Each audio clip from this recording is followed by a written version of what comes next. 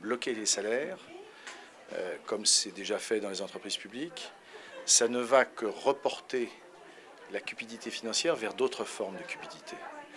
Et on va la déplacer vers, par exemple, la cupidité du pouvoir, la cupidité des signes du pouvoir. Je crois que plutôt que de parler de salaire maximum, ce qu'il faut réfléchir, ce qu'il faut penser, c'est la logique du partage.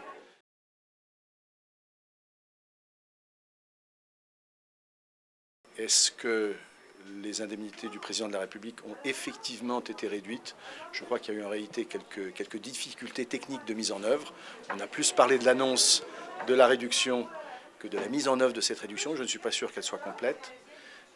S'agissant de Carlos Ghosn, il a suggéré de réduire une partie de sa rémunération.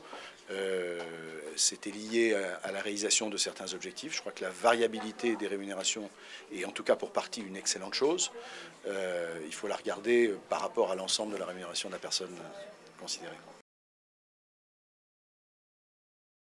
On peut être très pauvre et riche dans son cœur. Donc moi je me refuse de rentrer dans des débats de nombre. Bon, ça, c'est une question qui se trouve dans le rapport annuel d'Euraseo et j'invite vos lecteurs à le consulter comme moi je lis votre journal.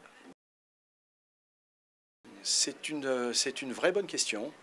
Je crois que la notion de l'argent est une notion qui est à la fois une notion absolue et parfois les montants absolus peuvent choquer, qui est aussi une notion relative.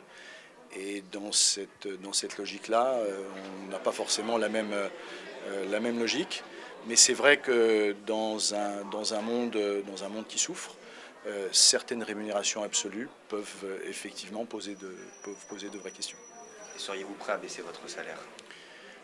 Mon salaire, non, mais intégrer, comme je l'ai fait, comme je le fais davantage, une partie de ma rémunération à la réalisation d'objectifs qui ne sont pas strictement des objectifs financiers, mais qui sont aussi des objectifs sociétaux, je le fais et je suis prêt à continuer à le faire.